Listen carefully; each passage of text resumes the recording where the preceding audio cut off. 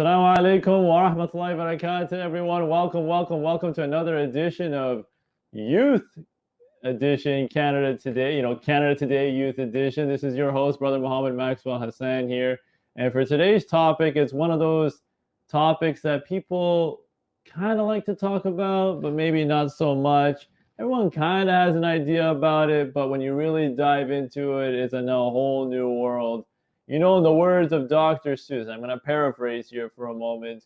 The more you read, the more you know. The more you know, the more places you'll go. You know what I mean? And that's what this is all about. It's all about reading books. And so in this day and age, with information that's just all over the place through social media, seems rarer than a diamond these days to find someone who actually opens up a physical book and looks at it and reads through it. So, but what is that? As we're going through this whole topic of leaders or readers, how important is reading in today's time? And, we'll uncover a lot of things about this. So with us here today to kind of shed light on this topic is, mashallah, Prince Khan. Man, this guy is royalty. But, I always like to say he's a royal guy, mashallah. But, he's CITP, hold on with me now, FIBP, and he's a business consultant at the Halton region, serving small businesses in Oakville, Burlington, Milton, Georgetown, and, by providing them sound strategies to be successful. And so just this past month, if you kind of caught all those acronyms, CITP, FIBP, Masha, you can talk a bit about that, like what makes it so prestigious, from FITT. This guy knows his ABCs, his 1, 2, 3s. Man, this FITT is a forum from international trade. And by receiving this designation, Prince is also now a part of the Halton Global Business Center, where he provides business advice to local companies that are looking to grow abroad or foreign companies looking to invest within the region. His love for reading was developed later on in his life when he realized by not starting early, there were core pieces to his personal growth that were missing. And by conditioning his mind to have a reader-focused mentality, Prince has been able to adapt personal strategies to help him read and apply his learnings to his clients. In this session today, Prince will share his experiences and how he overcame the reading roadblock and strategies youth can apply in order to read and comprehend the books that they read. Mashallah, Prince, awesome having you again, man. It's going to be phenomenal having this conversation with you about this part 2 of this whole reading topic. And also with us here today is Amanda Hasan, Sister Amanda. She's an author of a novella called Joyless, and that tells the story of a lonely teenage girl working at an amusement park. I wonder what that's all about. She graduated from Humber College with a law clerk diploma in 2016, and currently she is studying law, and in her free time, she likes to volunteer at Sound Vision. Amanda, awesome having you here as well. It's going to be fun diving into the world of books and learning and all that sorts of wonderful things, especially now that you recently published a novella, man. Congratulations, Amanda. So it's good stuff. So let me go to Amanda first, So Amanda, talk to me. Why do you think reading is important these days? In your humble opinion, what's so special about reading? Why is reading such an important, big deal for a lot of people, and especially with the Muslim youth today? Why do you think it's so important? I think that reading is important because it is like an essential skill that is required in everyday life. So whether you're walking on the street, whether you're at school, whether you're driving, like all parts, like in many aspects, reading is required. And as well, reading is a form of communication. So in order for you to know one part of to communicate is to know how to read. All right, so it's very applicable in everyday life. So I'll take it to you, Prince. Why do you think reading is such a critical skill, such an important skill, something that's necessary for our development? Brother Muhammad, that is a great segue. The importance of reading really relies on the use of everyday life, and why we're humans and what we do day to day is basically relied upon reading. If you look at, reading any sort of newspaper or any sort of even a biography of a movie that you're trying to watch, you need to have a fundamental understanding of what that says. Regardless of if it's news, education, finances, whatever you're into, you need to know it.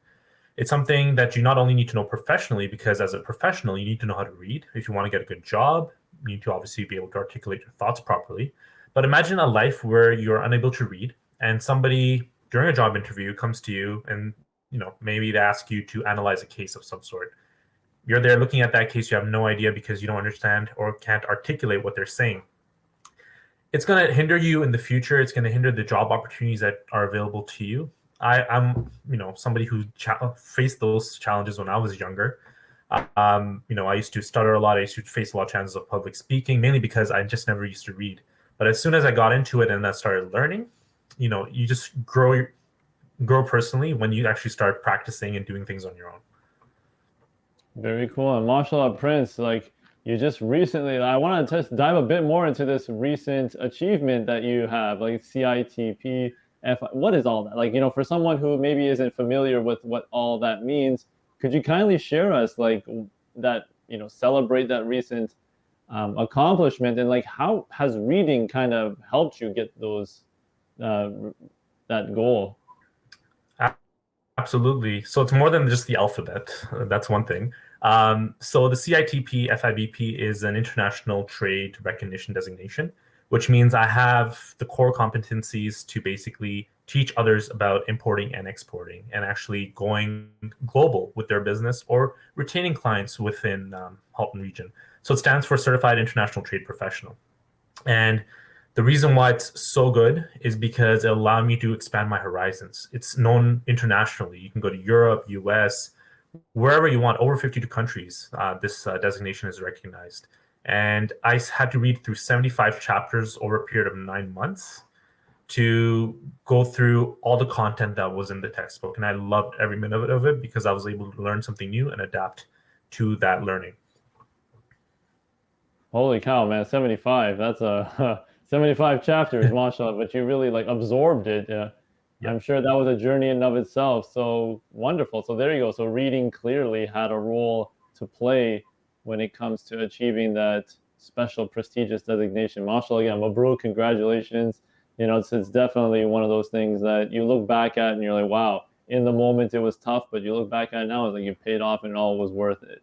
Wonderful. So let me take it to Amanda for a second. I know, mashallah, you wrote a novella, Amanda. Now, could you give us an example of how a book transformed your life? Because we're talking about the importance of reading and how reading is so crucial. Maybe people don't really get that, or they don't see it. It's not visceral enough. It's not a tangible thing that they say, oh, what's this book going to do? Or what's the point of reading? I can just watch it, watch videos, and a video can transform my life. But can you tell us a time of when a book transformed your life? Yeah, I could. So, like for me, I would say like the process of writing my book Joyless had transformed my life. I would say like this had occurred because I was able to understand more, like have a little bit more exposure of what do authors go through when they write a book. At first, I didn't appreciate the process of writing a book until when I started to write one. When I started to write one, I noticed that it is a lot of work, and you have to be detail oriented, and you have to take a lot of time to think and to process it and to know how the writing of your book, how it's going to be across. And I hadn't really realized that until I started on my own. So I would say the actual writing of my book, the actual process really transformed my life. All right, very interesting. It's one of those things that you don't really appreciate or recognize until you actually go through it. All right, very nice.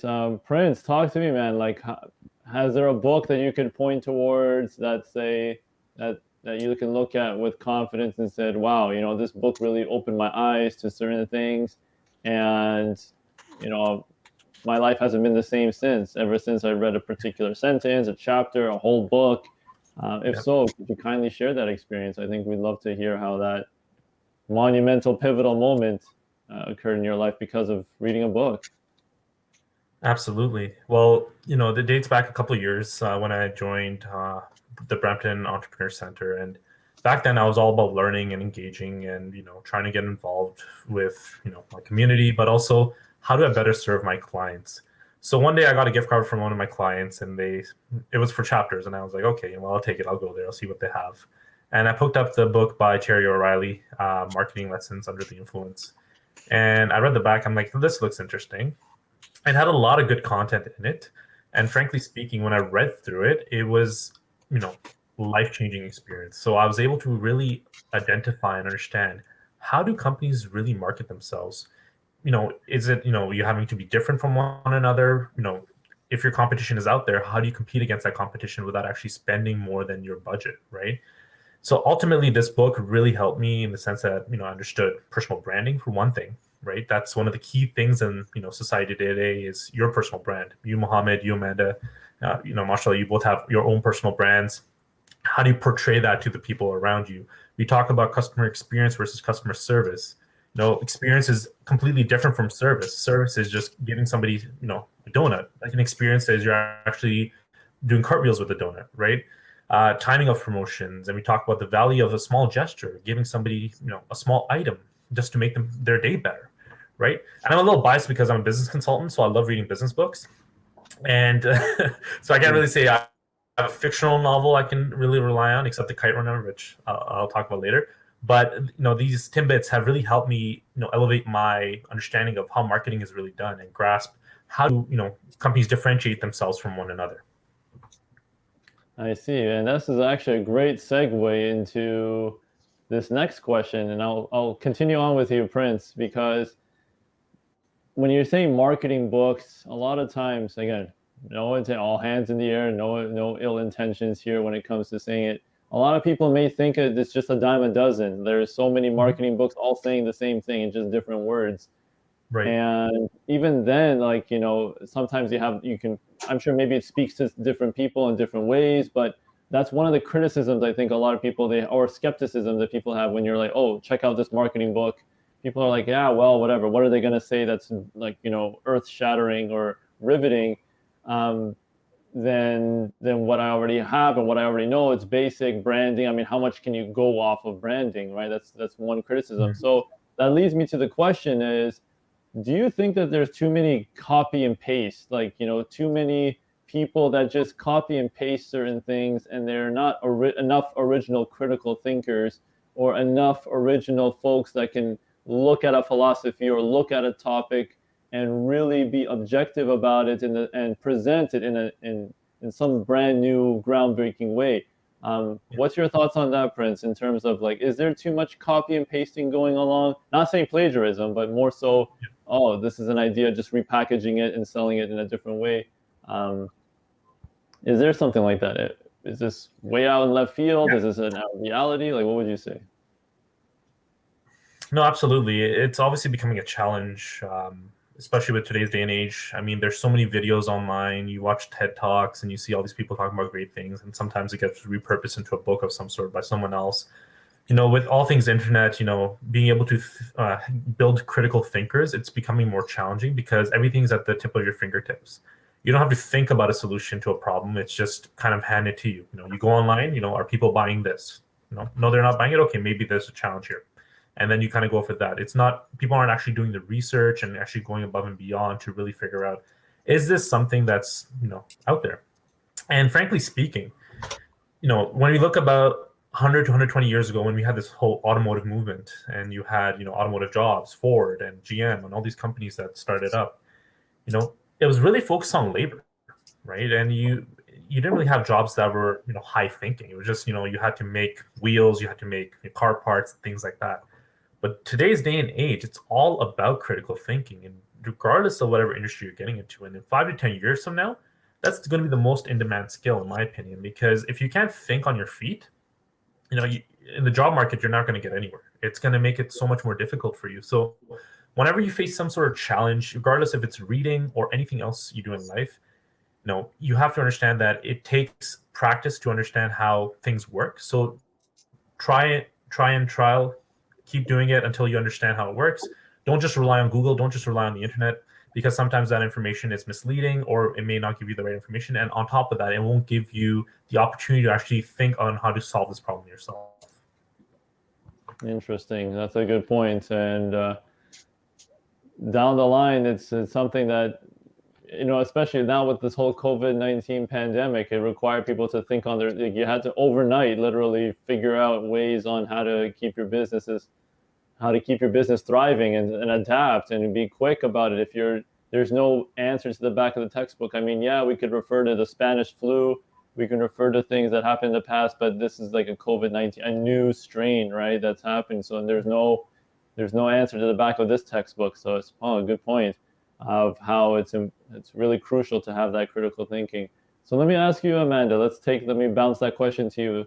Do you think that there's a lot of copy and pasting going around? I mean, could be literally, could be metaphorically. Is there enough critical thinkers? There aren't enough? What's your take on this? Well, my take on this is that I do think that there is a lot of copying and pasting, because since there is the internet, there is a vast information about just anything, whichever you want to type. And because of that, it kind of allows people to take the easy way and to kind of copy and paste from other sources as opposed for critical thinking. So yes, I do think there is a lot of copy and pasting. Okay, fair enough. That's a good, yeah. So, I mean, I don't know. I don't know if this is a thing to celebrate or just something that's, oh my gosh, okay, we're in this rut. Now, let me take it to you, Prince, because if this is the case, if let's just say we have our information at our fingertips, you don't need to figure out things, you just Google it and the answer is right there in a lot of cases. And in a lot of things, we talked already about COVID-19 being something where you have to think on your feet, but there's some cases where, it's very simple. What are some things that you can or can't do? It's readily accessible. Now, when you spoke, especially in your bio, one of the things that was brought up is that you had to learn eventually later in life that reading has become such a viable and necessary skill for you.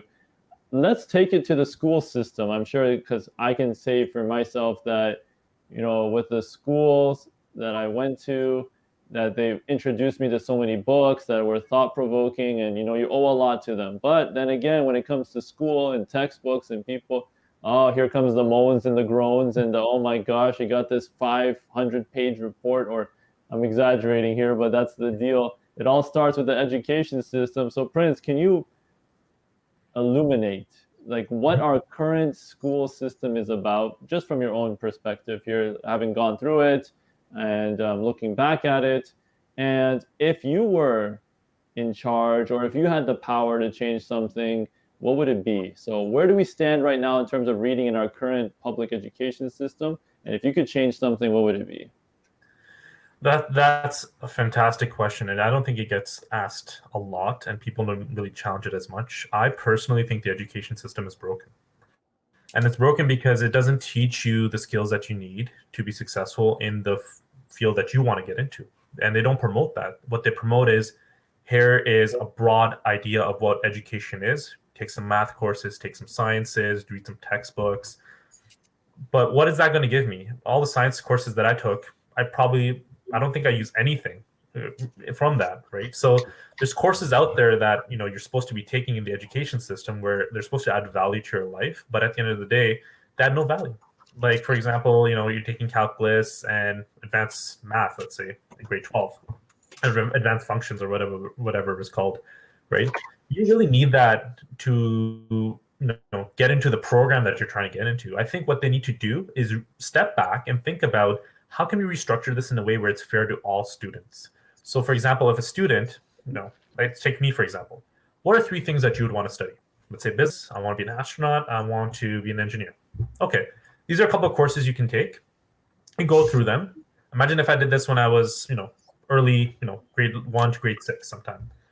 You go through the courses, you see which one doesn't fit. So by the time you get to high school and college, university, you actually are already so well versed in that subject that you understand what's going on, right? Why should I have to wait till university to understand what business is? I took 1 or 2 courses in high school, but that doesn't help me in the long term with all the stuff I had to learn in college and university. So I personally think it's broken. And if I had to change something, it would be trying to focus on the child themselves and what are their core competencies, what are they good at? Because I actually had somebody that I knew, he failed grade 8 3 times. And he just couldn't graduate because education was just not for him. So why are we put in this systematic society where we're actually being forced to learn stuff that may not provide value in the future, right? So that's my personal opinion. I think if I was to change it, I would focus more on specific core competencies of the child and then work with that. Okay, mashallah. Well, it's a tall order, you know what I mean? Like for all the people, all our educators, man, 2 thumbs up for everyone doing the best that they can. Definitely, there's always room for improvement. There's always room to kind of explore the corners. But we want to take a step back as well to appreciate the things that they have. But you brought up a valid point. If you paint everyone with the same brush, you have all these core competencies, and it's good to be well-rounded. Yeah, your ABCs, 1, 2, 3s, math, science, this, that, and the other. It's just like, well, how will it prepare you for life to come?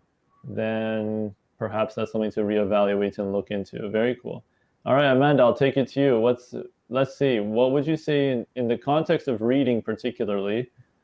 How do you think reading stands in our current education system? And if you had the power to change something, what would it be? For the education system, I do think there are some positives that the education system provides. For example, there is a practice for active learning and not passive learning. So I remember, like, when I was at school, they would always ask us to write a summary of what we've read, to like ask questions about what we've read, so it's not just being passive. And as well, we were also asked about to critically analyze what we've read.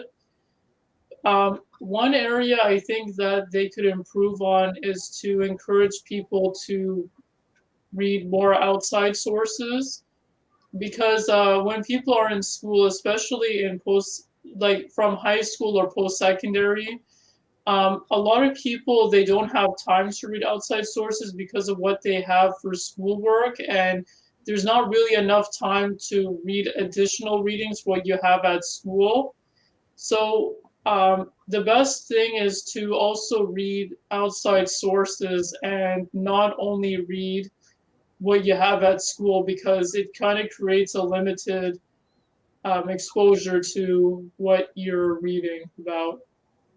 Very interesting points, Amanda. Like sometimes there are some of the best books I've read were the ones that weren't assigned. That's true, mashallah. Like sometimes there are a number of books though that were assigned reading that really were like, ooh, okay, that's amazing. And then there are some books when you just go to your local library and you look it up and you find your own way, like that self-education route, in a way, like you have those ideas that are outside of the curriculum per se. That's great. Yeah, true. Like you get growth in areas that you didn't expect. So let's take it to you, Prince, if I may. I know, mashallah, if you can shed some light on the obstacles that you had when it comes to reading, because I think a lot of times, let me list off some things. Let me just go right after the other. Like, what are some of the common obstacles people have to read? Well, number one, I don't have the time for it. Life is busy. I don't have time to sit and read. I get tired very quickly. I mean, just reading a couple of books is like a horse tranquilizer, and it just puts you to bed. What else is out there? People would say that, oh, I got too much on my plate already, so I'm already reading so much for school, and I'm already reading so much for work, and why should I add on this thing on my plate? So these are a couple. That's a general sentiment, perhaps, of what readers or people who look at book reading as. What are some obstacles that you faced, or things that you had noticed or things that you've seen secondhand, and what are some ways to overcome those obstacles when it comes to reading? That's a very good question, and thank you for asking it. The problem with reading is, when you're reading a lot of words in a textbook or even a story or a novel, it gets overwhelming because you're looking at the pages and you're like, I'm only on page 14 of 300. This is going to take forever, right? So it's the stigma around knowing that you're maybe at the beginning or middle of something and the end is not coming. So you obviously, for me, I used to get really tired. Like if I was reading any book, after 5-10 minutes, I'd be done. Like I used to get migraines like crazy. I used to just, my attention was just not on the book. I'd be thinking about something else. But the thing is, as I grew up and as I got older, I realized, hey, you know what? If I focus and actually learn, what is going to happen, right? It was just like a eureka moment if I actually think about what's happening in the book. And what I realized is once I've actually started analyzing what's being spoken in the book, I had increased knowledge and I had growth, right? And ultimately, if there's one thing you're going to get out of reading a book, it's you're going to learn something new about something, be it fiction, be it nonfiction, whatever your focus is.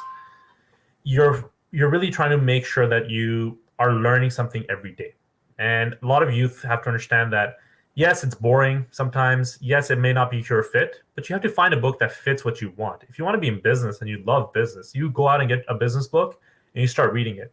If it's not your forte, you've tried a couple of books and it doesn't work out, that's totally fine. Maybe business is not for you. Maybe go take a science book and you're going to have a better reaction. So it's really trial and error at the end of the day. But my main thing is, if you have a goal in mind, I have to finish this book because I want to learn, then you're going to do really well. And then you're going to really read the book and the pages are not going to matter. And that's how I've noticed things work out.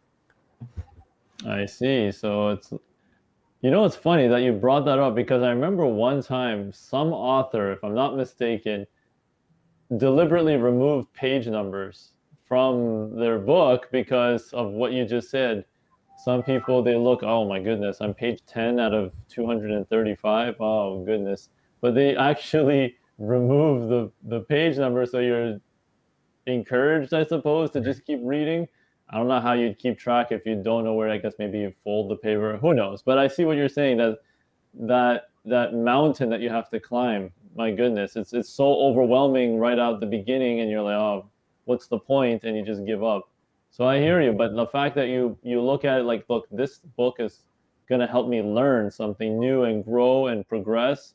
I think that's a good way to look at it. So kind of renew your intention right at the get-go. So Amanda, if I was to ask you, what are some obstacles for people reading daily, and what would you suggest to help people overcome those obstacles? Well, there are a couple of obstacles that people face when reading books. The first thing is technology. Since that we live in a digital world, it's kind of difficult to stay away from that and read a hard copy book because a lot of communication now is online. Like, for example, school, interacting with people, research.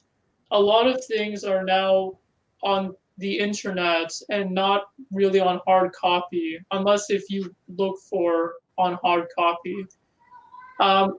So a way to combat this is minimize the time you spend while being online on the internet. So if you're on social media a lot, or if you're just surfing around the internet, maybe you can restrict the times that you're online and try to make time to read a hard copy book.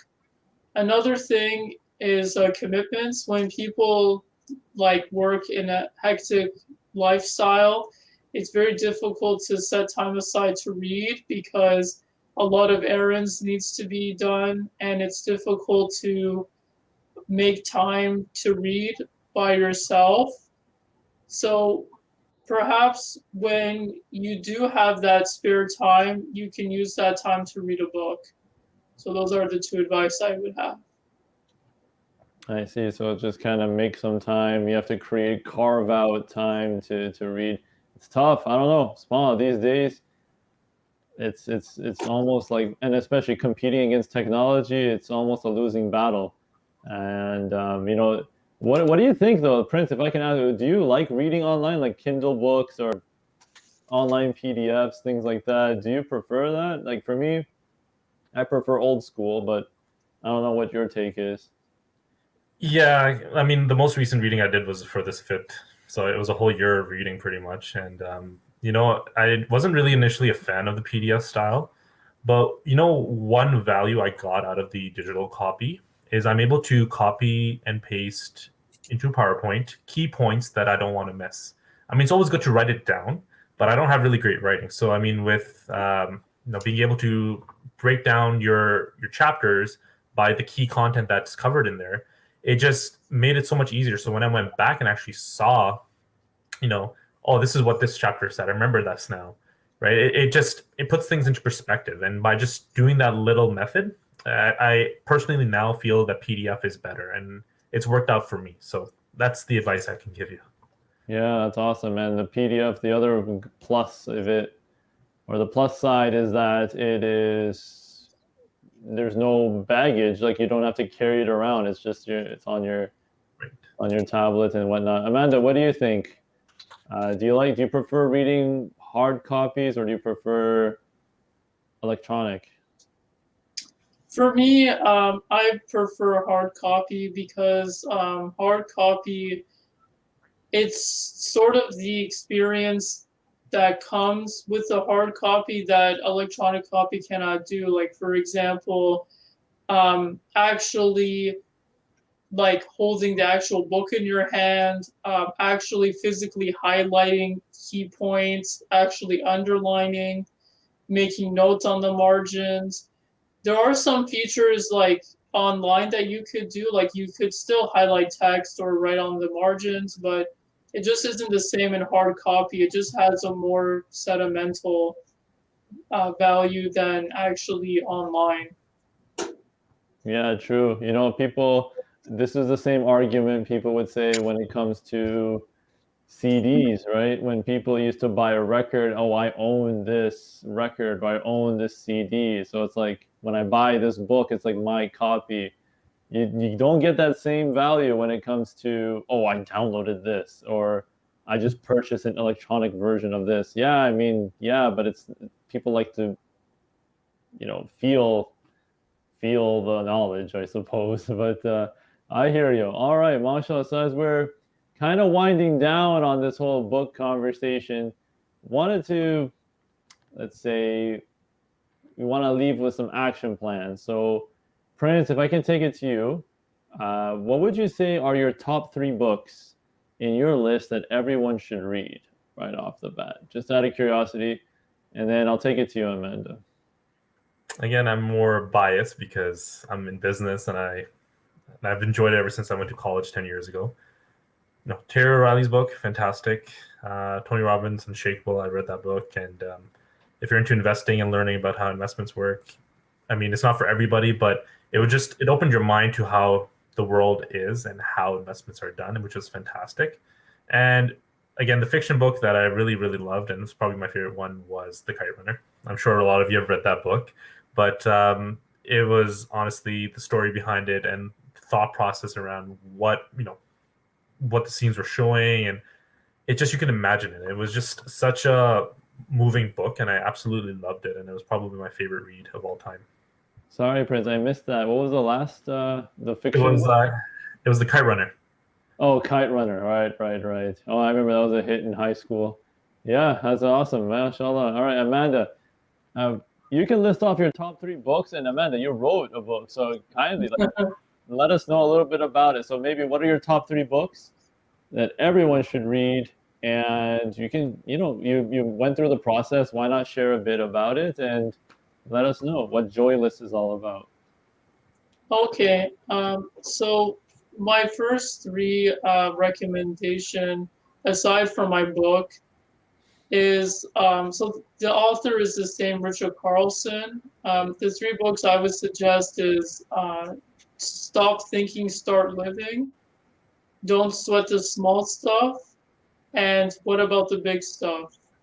For me, these three books were very insightful, and it had kind of helped me a lot to put things more into perspective and help me understand about emotions and thinking more than what I already knew before in the past, which was really helpful. For my book, Joyless, it's about a lonely teenage girl that is desperate to make friends while she's working at an amusement park. The story kind of unfolds about how she was desperate and how what were some events that she did to overcome that. Okay, very cool. Your top three, it sounds like it revolves around the whole field of self-development. And Yeah. for Joyless, man, a lonely, desperate teenage girl. Oh my gosh, that's now with COVID-19, people are like just grasping at straws, trying to connect with folks and trying to be with others. And wow, okay, and an amusement park, right? That's a weird place to feel lonely, right? You think that, oh, it's entertaining and all right, very cool. So that's one thing. All right, good. It's a nice juxtaposition. Very cool. But yeah, thank you, Prince, man, for also sharing your insights in the business world. A lot of people, I'm sure, they'd benefit from the entrepreneurial mindset in some way, shape, or form. No matter where you are, it's always important to know how, because businesses, this is what makes the world go round. Yes, you have politics. Yes, you have all these other different areas in life that help govern the way we live our world.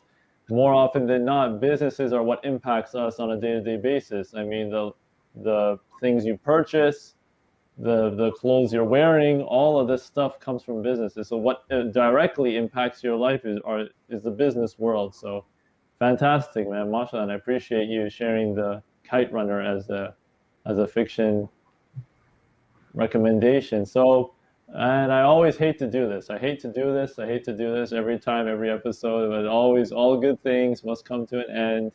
And although we can talk about books forever, mashallah, it's always good to enhance and kind of get the conversation going. And hopefully someone who watches this will say, you know what? Why don't I pick up a book or two to read? It's been a while since I've actually sat down and read a book. I think you'll find it when you get into the groove of it, when you actually sit down and make time and you have a topic you actually enjoy, you actually like, and the words just click. Man, it's like there's a whole new world that just opens up your eyes, mashallah. So, as we wind down here and as we conclude, let's go to Amanda first. Let's just say, Amanda, there's a sister watching this and she likes reading, but she just never got into it or is having a hard, difficult time to make some time to read.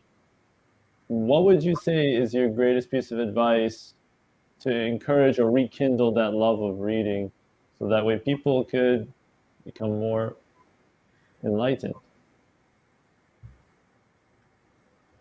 So for me, my recommendation is find something that you're passionate about. Find something that interests you, whichever genre that is, and try to find some authors, like try to test out some authors and see which style that you like and which type of storyline that you enjoy, and try to like stick with that particular author, that particular genre. So for me, my favorite genre is mostly nonfiction and self-development. So when I was interested for self-development, I discovered an author, Richard Carlson, that I really enjoyed. And I read more than one book from him because I really enjoyed the genre and the author and his style of writing. So that's how I would suggest others to do. Okay, let your heart be your guide, I suppose. Very nice. Prince, I'll take it to you, man. Let's say there's a brother watching this and reading is just not in his genes. He's just saying, you know what, I wasn't born to be a reader or whatever. YouTube it. If there's a movie of the same book, I'll just watch the movie. what's the point of reading? You know, if you could offer your greatest piece of advice to help encourage folks to exercise their reading muscles, what would it be? Good question. And reading, in my opinion, builds character. And passion is something you obviously need, but character is one thing that, you can't just get from a movie. And what I mean by that is once you actually start reading a book and actually complete reading that book, how much more accomplished do you feel? It feels like you've become a whole different person. I mean, you don't get the same feeling from a movie, right? So ultimately, if reading is not your strength, don't worry. I was in the same boat, and I'm more than happy to talk to you and give you advice on how to improve yourself. But realistically speaking, read something that's going to make you happy and you're going to find value from. So Amanda mentioned something about self-development and growing yourself. There's lots of those types of books out there, and they were very interesting, to be honest with you. I've read a bunch of them in the past. But ultimately, it's just work on yourself and don't be afraid to just take the challenge, because once you start reading one and you complete it, you'll feel so much better and you'll be like, wow, I actually finished this. And then you will want to go on to the next one. So it's that initial one or two that's really hard, and then the rest, it just kind of flows once you're in the rhythm. Very nice, mashallah. So it's it's like a snowflake that snowballs into an avalanche, and once you get over that, then you're gonna be in good shape, one after the other, and it's just the first bit that really stops folks. But once you get over that, it's just all uphill from here. Very cool, mashallah, Prince.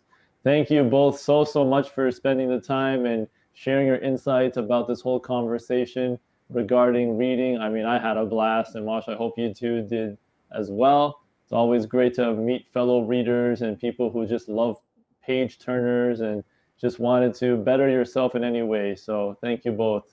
Prince and Amanda, thank you both so much for stopping by and sharing your insights, mashallah. Thank So let you. me talk to the viewers directly for a moment, please. Now, we talked all about reading. We talked all about the amazing things and benefits of reading, mashallah. Let me share with you one thing that I found to be true is that no two people have read the same books.